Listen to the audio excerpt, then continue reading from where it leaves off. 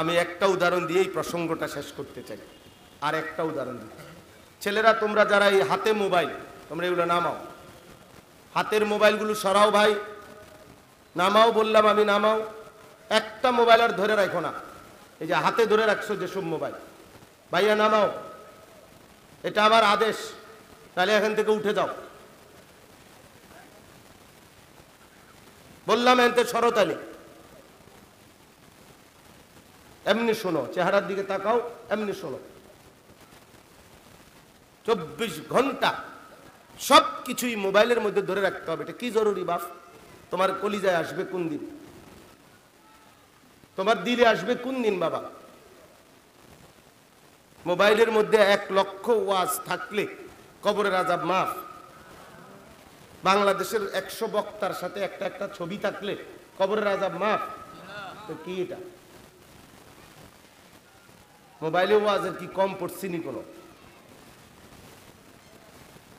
বাংলাদেশের সব বক্তার ওয়াজই মোবাইলে আছে, আছে না? তো খালাস। কিন্তু নিজের জন্য গ্রহণ করা দরকার, নিজের সবক দরকার ভাইয়া। তো বলতেছিলাম রাসূলুল্লাহ সাল্লাল্লাহু আলাইহি ওয়াসাল্লামের একজন বিখ্যাত সাহাবী ছিলেন হযরত হুযায়ফা রাদিয়াল্লাহু তাআলা আনহু। হুযায়ফা, নবী সাল্লাল্লাহু আলাইহি সাল্লাম ওনার কাছে গোপন বিষয়ে অনেক কিছু বলতেন। সাহিবু সিররিন নবী, নবী সাল্লাল্লাহু আলাইহি সাল্লামের গোপন বিষয় জাননেওয়ালা। এই সাহাবী একদিন পারস্যের রাজ দরবারে, পারস্য বলতে এখন যেটাকে ইরান বলে, এবং আর আশপাশে তৎকালীন সময়ে সর্ববৃহৎ সাম্রাজ্য ছিল পারস্য এবং রোম, আজকের ইউরোপ আমেরিকার মতো ক্ষমতাধর ছিল। তো পারস্য সাম্রাজ্য রাজ দরবারে তিনি গেছেন ইসলামের দাওয়াত নিয়ে। তো রাজ দরবারে এরকম বাদশাহ এবং বাদশার সাথে সভাসদ, উজির, নাজির এরা বসা। তো রাষ্ট্রীয় মেহমান উনি, এবং আরও কিছু মেহমান ছিল। তো রাষ্ট্রীয় মেহমানদেরকে আলাদা খাবার দিছে, নাস্তা বা যেটাই হোক, রুটি গোশত দিছে। তো উনিও সেটা খাইতে বসছে, হযরত হুযায়ফা এবং আরো 2-4 জন অন্য মেহমানও আছে। তো বাদশা বসা, অন্যান্য লোকজনও বসা। এই সময় হযরত হুযায়ফা রাদিয়াল্লাহু তাআলা আনহুর হাত থেকে রুটির একটা টুকরা, ছোট্ট কদ্দুর, ওই যে রুটির সিরা টুকরা পড়ে গেছে। তো পড়ে গেছে, আর উনি ওই ছোট্ট টুকরাটা নিজে হাত বাড়াইয়া উঠাইয়া নিছে, আবার উঠাইয়া খাইছে আর কি। তো ওনার সাথে যারা ছিল তাদের একজন কেউ বলল, এরা এরা মুসলমান না, অন্য কেউ, যে ভাই এত বড় বাদশার দরবার, এত বড় গণ্যমান্য ব্যক্তিবর্গ এখানে, এখানে এই ছোট্ট রুটির টুকরাটা যে আপনি তুললেন, তারা তো মনে করবে আপনি, আপনার মধ্যে ভদ্রতা, রুচিবোধ কম। এটা পড়ে গেছে, পড়ে গেছে, এনে কি অভাব পড়ছে এখানে? এটা তো বাদশার দরবার, রুটির কি আর অভাব আছে এখানে? এইটাও কি তুলে নিতে হয়? কথা বুঝেন না? এই কথা বলে ওনারে বলতে চাইছে। অথচ ফেলে দেওয়া খাবার, রুটির এক কোনাও আপনার তুলে খাওয়া, এটা রাসূলুল্লাহ সাল্লাল্লাহু আলাইহি সাল্লামের সুন্নাত। নবী সাল্লাল্লাহু আলাইহি সাল্লাম বলছেন খাবার নষ্ট না করতে, এবং নবীজি বলছেন খাবারের কোন লোকমার মধ্যে বরকত তুমি তো জানো না, হয়তো যেটা ফেলে দিলা এটার মধ্যে কি ছিল বরকত। ফা ইন্নাকা লা তাদরি আইনা বারাকাতুহু, তুমি তো জানো না বরকতটা কোথায়। এজন্য খাবার নষ্ট না করা। এই ফেলে দেওয়া খাবারও তুলে খাইতে নবীজি বলছেন। তাহলে এটা কি সুন্নাত? কথা বলেন না? তো এই হুযায়ফা সাহাবীকে এটা বলার সাথে সাথে উনি একটা আওয়াজ করে এই রাজ দরবারে একটা চিৎকার দিয়ে বললেন ওই বেটারে জোরে, আতরুকু সুন্নাতা হাবিবি লিহাউলাইল হুমাকা। এই কথাটা অর্থ হলো, এই বেটা, আমি আমার হাবিব, আমার রাসূলের সুন্নাত এই আহাম্মক গুলার কারণে বুঝি ছেড়ে দেব? এই লিহা উলা ইল হুমাকা, আহমকের বহু বচন। বলো কি বেটা, তোর এই সমস্ত রাজা বাদশাহ আমার রসুলের সামনে এগুলার কোনো বেল আছে নাকি? এগুলো আমি গনায় ধরিনি বেটা, এ তো আমার রসুলের সুন্নাত, এ তো আমার নবীর সুন্নাত এটা। অতএব আমি তো আমার রসুলের সুন্নাত এই আহম্মকদের কারণে ছাড়তে পারি না। এই জন্য বললাম বাপ, মেহেরবানি করে আপনারা এটা বুঝতে শিখবেন। এক তো হলো রসুল্লাহ সাল্লাল্লাহু আলাইহি সাল্লামকে ভালোবাসার দাবি করেন, আমিও আপনিও। কেউ একজন মুসলমান সামান্য এক জাররা পরিমাণ ঈমানও যার আছে, সে নবীর প্রতি বিদ্বেষ রাখতে পারে না। এটা স্বাভাবিক কথা, এটা আমরাও বুঝি।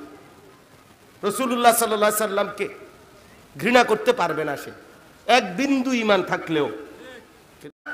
দাবিদার তো আমিও আপনিও সবাই, কিন্তু ভালোবাসার প্রমাণ সুন্নাতের অনুসরণ। এই কথাটাই বললাম, সুন্নাতের অনুসরণ। এক তো হলো ভালোবাসেন, মুখে বলেন, আরেক হলো কর্মে বাস্তবিক অর্থে প্রমাণ করে দেখান। ইন্নাল মুহিব্বা লিমান ইউহিব্বু ইউতাউ, আরবি ভাষায় বলে ভালোবাসা, যে যাকে ভালোবাসে সে তাকে অনুসরণ করে। এটা চিরাচরিত মূলনীতি। মানুষ অনুসরণ করে তাকে, পছন্দ করে যাকে।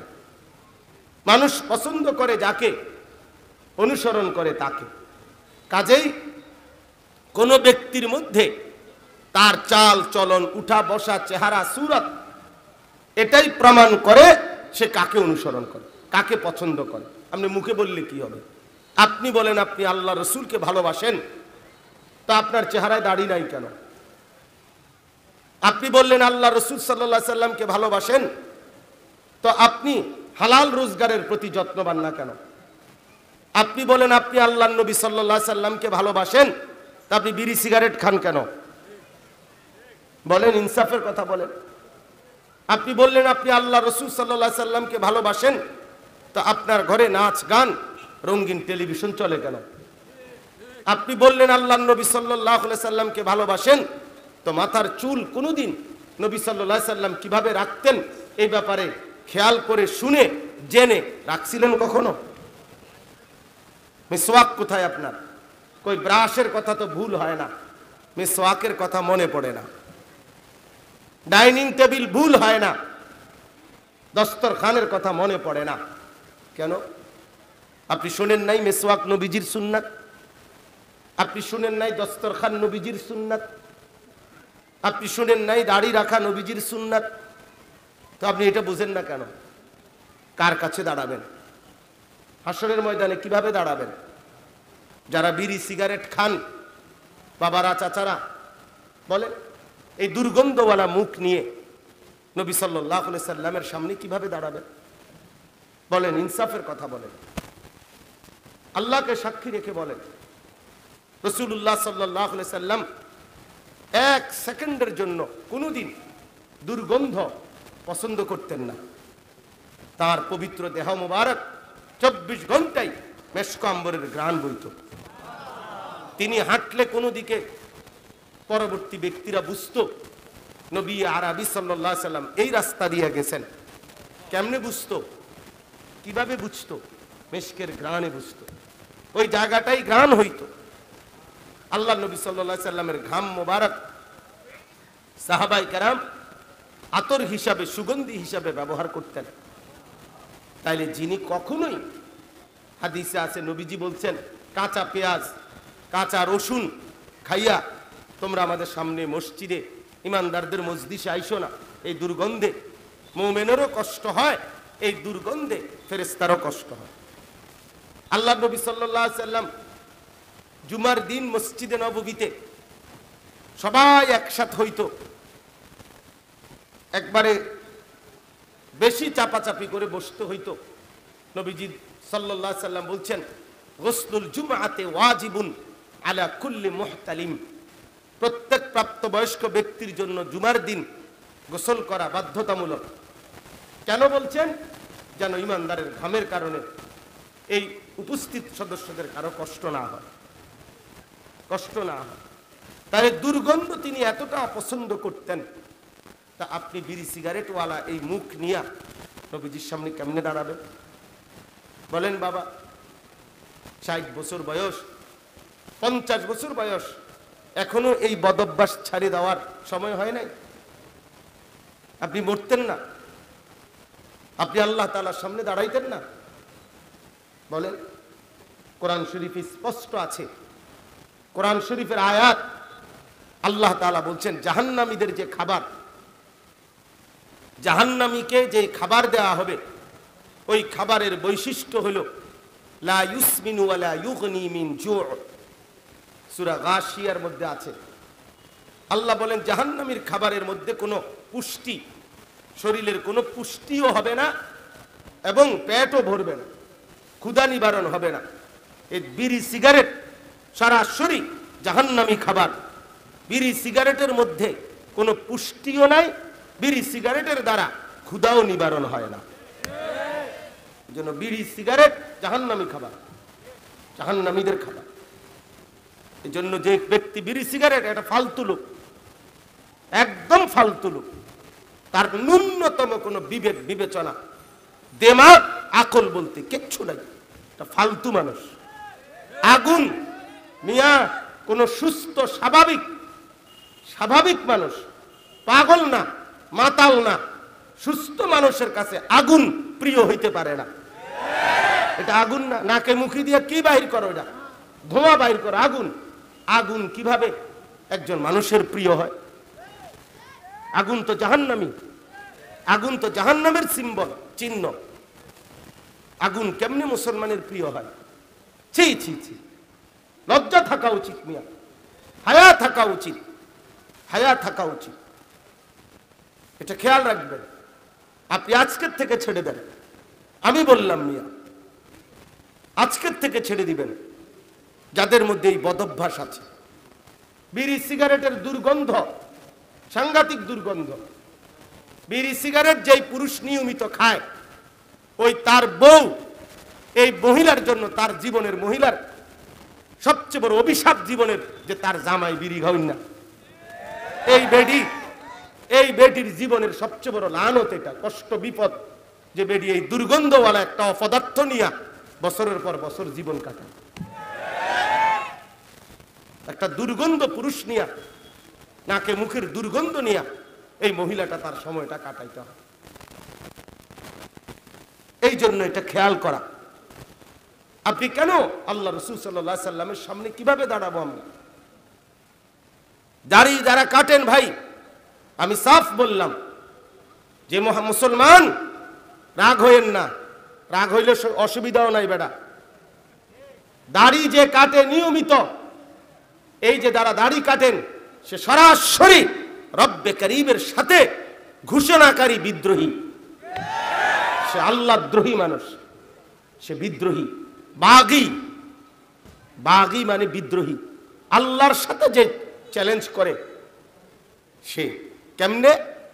কারণ হলো আল্লাহ তাআলা প্রতি 2 দিন পর পর, 3 দিন পর পর, 1 সপ্তাহ পর পর যতবারই দাড়ি কাটে ততবারই নতুন করে দাড়ি আবার বের হয়।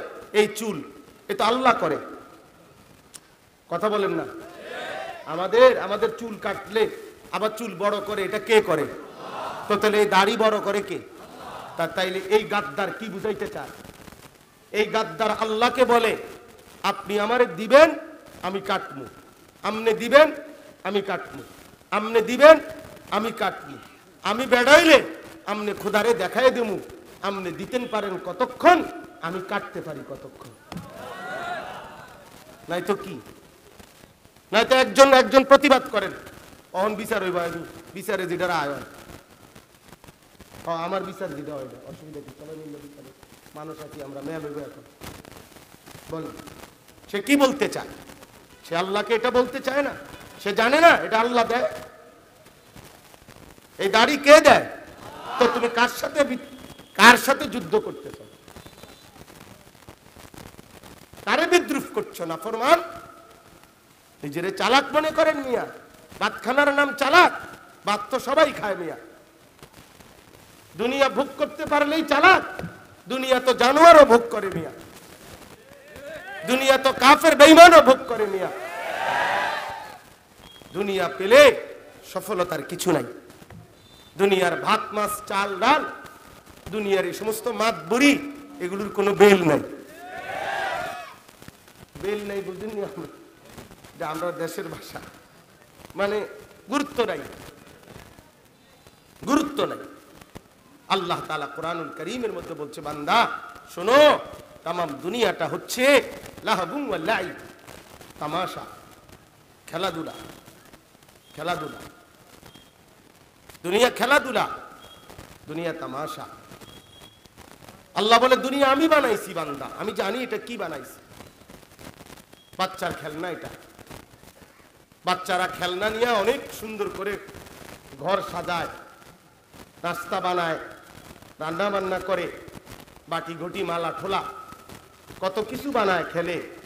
মা যখন ডাক দেয় সব নিজের হাতে ভেঙ্গে দিয়ে দৌড় দিয়া ঘরে মায়ের কোলে চলে যায়। তো দুনিয়া এক মালা ঠোলা, দুনিয়া এক ঘটি বাটি। বান্দা কিছুক্ষণ নাড়াচাড়া করে, হঠাৎ একদিন মালিক আজরাইলকে পাঠাইয়া বলে, যাও ওরে নিয়ে আসো। তা আজরাইল যদি বলে, মাওলা ওর কালকে সাত ডালাই, আগামীকাল ওর কি সাত ডালাই, আজকে নিয়ে আসবো। আল্লাহ বলে, কহ কি তুমি, তোমার বুঝি বুঝি কথা দিন সাত ডালাই নাকি? মানে কিছুর জন্য কি রাখতে দেয়? কোনো কিছুর জন্য না, আপন ঘরে ফিরে যায়, কবরেই ফিরে যায়। আল্লাহকুমুত তাকাসুর হাত্তা যুরতুমুল মাকাবির। আল্লাহ বলে, বান্দা দুনিয়ায় ডুবে গেলা, আখিরাত ভুলে গেলা। হায় বান্দা, দুনিয়া বাড়াইবার নেশায় পাগল হয়ে গেলা। হাত্তা যুরতুমুল মাকাবির, এভাবেই তুমি একদিন পৌঁছে যাবা কবরস্থানে। কবরে চলেই যাবা, বাপ হাসলেও মরে যাবা, কাঁদলেও মরে যাবা। অট্টালিকার থাকলেও মরে যাবা, কুড়ে ঘরে থাকলেও মরে যাবে। দুনিয়া জিতলেও মরে যাবেন, কাঁদলেও মরে যাবেন।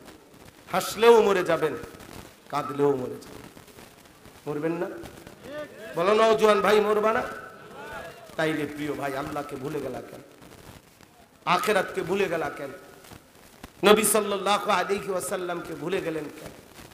কোরআনুল কারীমের মধ্যে আছে, আল্লাহ তাআলা বলেন, লাকাদ মান্নাল্লাহু আলাল মুমিনিনা ইদ বাআসা ফীহিম রাসূলাম মিন আনফুসিহিম।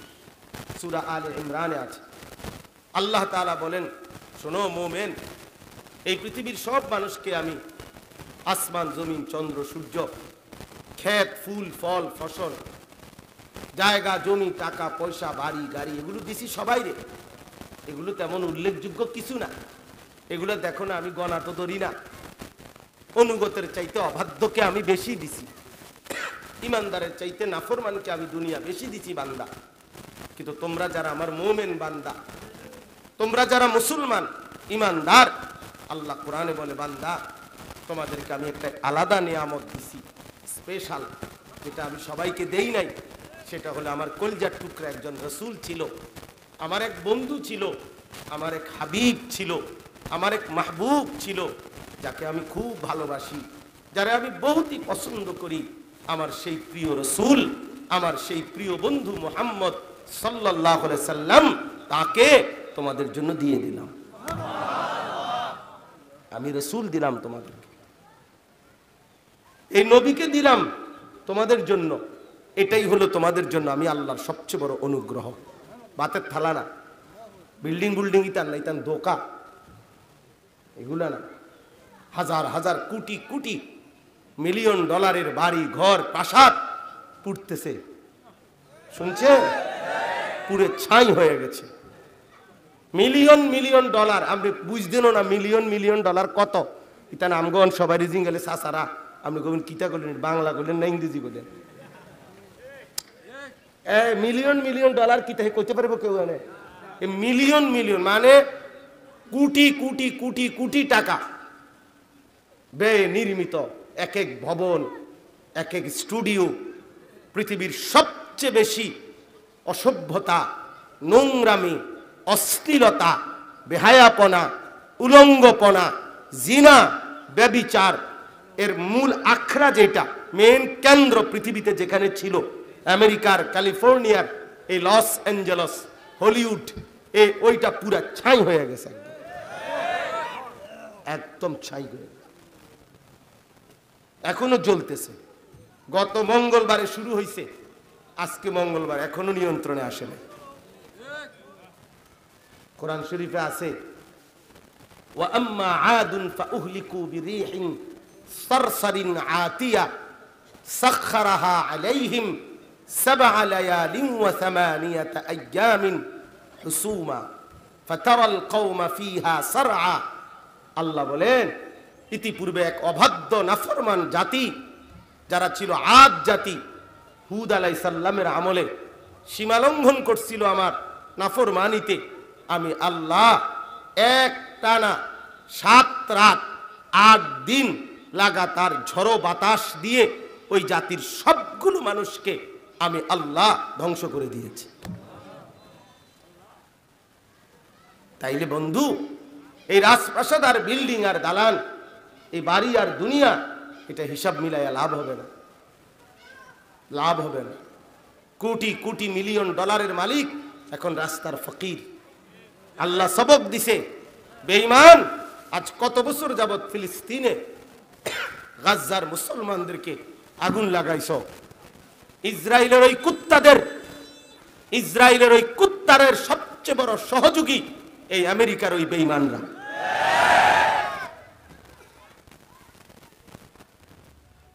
মুসলমানের প্রতি ফোঁটা রক্তের মধ্যে এই আমেরিকার এই বেঈমানদের সহযোগিতা আছে, এদের সহযোগিতা আছে। প্রতি ফোঁটা মুমিনের রক্ত যেখানে ঝরে, জুলুমের শিকার হয়, ওই ওদের কারসাজি। এই জন্য বন্ধু, আমরা আল্লাহর দিকে ফেরা দরকার। ছেলেরা, তোমাদেরকেও বলি, বাপ বলা তো উচিত, লম্বা সময় বলা উচিত তোমাদেরকে, লম্বা সময়, সারা রাত সারা দিন বলা উচিত, কিন্তু আমরা তো ছোট্ট মানুষ, কুলাইতে পারি না। এই জন্য বললাম, আমি বাবাদের কাছে আমি ব্যক্তিগতভাবে এটা বুঝাইতে চাচ্ছি, কথা থেকে শুরু করলাম যেখান থেকে, রাসূলুল্লাহ সাল্লাল্লাহু আলাইহি সাল্লামের সৌন্দর্য, ওনাকে গ্রহণ করা। আল্লাহর কসম বাপ, আল্লাহ বলছে, বান্দা তোমরা মুমিন, তোমাদের জন্য আমি আল্লাহর সবচেয়ে বড় হাদিয়া এটা। কে? নবীকে দিলাম। কাকে দিলাম? রাসূলকে দিলাম, রাসূলকে দিলাম। নবীকে পেয়ে যদি খুশি হও, তারকে গ্রহণ করে তার মতো যদি জীবন গঠন করে, তার সুন্নাত মোতাবেক অনুসরণ করে জীবন যদি সাজাইতে পারো, আল্লাহ বলে, বান্দা তাইলেই হবে আমি আল্লাহ তাআলার রাজি, খুশি, এবং আমি আল্লাহ তোমাকে ইউহিব্বুকুমুল্লাহ, আমার ভালোবাসাও দেব, ওয়া ইয়াগফির লাকুম যুনুবাকুম, গুনাহও মাফ করে দেব। আল্লাহ তাআলা আমাদেরকে তৌফিক দান করেন, আল্লাহ তাআলা আমাদেরকে কবুল করেন, বলেন আমিন। প্রিয় ভাই, দেখেন আমি কয়েকটা আয়াত পড়ছি, আয়াতগুলোর তর্জমা শোনাই, তাইলে কথা শেষ। দেখেন, একটা জরুরি বিষয়, এই আয়াতগুলোর তর্জমা শুনবার ক্ষেত্রে একটা ছোট্ট কথা বলি, সেটা হলো আল্লাহ তাআলা আমাদের প্রত্যেকের, আমরা যারা এখানে মুমিন মুসলমান, আমরা সবাই, জওয়ান, যুবক, কিশোর, তরুণ, তোমরাও ইমানদার, আমার বাবা চাচারাও, আপনারাও ইমানদার, সবাই শুনেন, আমাদের জিন্দেগি দুইটা হালাত। একটা হলো আমাদেরকে হতে হবে মুত্তাকি। আল্লাহ তাআলা বলছেন, বান্দা তোমাদেরকে আমি ঈমান দিলাম, এবার আমি তোমাদের কাছে চাই তাকওয়া। তাকওয়া যদি তোমরা গ্রহণ করো, তাহলে তোমরা হবে মুত্তাকি, আর মুত্তাকির জন্যই আমি আল্লাহর জান্নাত। এখন তাকওয়া কি বা মুত্তাকি হওয়া মানে কি? একবার সহজ কথা, গুনাহ ছেড়ে দেওয়া, আল্লাহর হুকুম পালন করা, এটাকেই বলে তাকওয়া। সমস্ত গুনাহ ছেড়ে দেওয়া, সমস্ত আদেশ পালন করা, এটাই তাকওয়া। একেই বলে মুত্তাকি, একেই বলে মুত্তাকি। এখানে আল্লাহ তাআলা আমি 10টা আয়াত পড়ছি, লম্বা ব্যাখ্যা করার জন্য না, শুধু তর্জমা বললেই বুঝবেন। এই 10 আয়াতে 29 পারা 77 নম্বর সূরা, সূরায়ে মুরসালাত, এই সূরার 10টি আয়াত। এর মধ্যে আল্লাহ তাআলা প্রথম বলছে তোমরা যারা গুনাহ ছেড়ে দিবা, নেক আমলে অভ্যস্ত হবা, তাদের পুরস্কার বলছে। এরপরে দ্বিতীয় অংশে নাফরমান, পাপী, মিথ্যাবাদী, আল্লাহর অবাধ্য যারা হবা, তাদের প্রতিফল কি হবে সেটা বলছে, সেটা বলছে। এই তর্জমাটা শুনে তাইলে বুঝবেন, আপনি ফয়সালা নেবেন, আপনি অনুগত হবেন নাকি অবাধ্য হবেন, অনুগত নাকি অবাধ্য। আল্লাহ তাআলা বলেন ইন্নাল মুত্তাকিনা ফি যিলালিন ওয়া উয়ুন, নিশ্চয়ই যারা মুত্তাকি, যারা তাকওয়াবান, তারা জান্নাতের ছায়াতেই থাকবে। ওয়া উয়ুন, এবং জান্নাতের ঝর্ণা বেষ্টিত নহরের মধ্যেই তারা থাকবে। সুবহানাল্লাহ। তাহলে মুত্তাকি মানে কি? মুত্তাকি মানে হলো গুনাহমুক্ত ব্যক্তি, মুত্তাকি মানে হলো আল্লাহর ইবাদতে অভ্যস্ত ব্যক্তি। এই দুইটা একসাথে হইতে হবে। চাচারা এই কথা মনে রাখেন। এক হলো যে নামাজ পড়ে তারে বলে নামাজি, যে রোজা রাখে তাকে বলে রোজাদার, যে হজ করে তারে বলে হাজি সাহেব, যে দান সদকা করে তাকে বলে দানশীল। এটা হলো একটা আমল, একটা পরিচয়।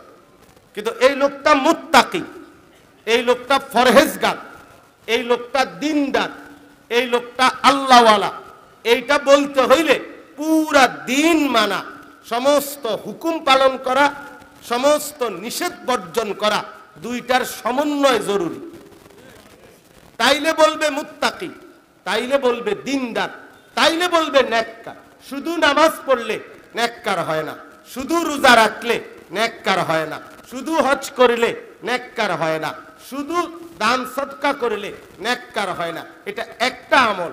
পুরা দিন মানলে আল্লাহর যতগুলো হুকুম মানার চেষ্টা করা, যতগুলো নিষেধ তার থেকে বিরত থাকা, এই দুইটা মিললে এরপরে হয় মুত্তাকি, নেককার, আল্লাহওয়ালা, জান্নাত।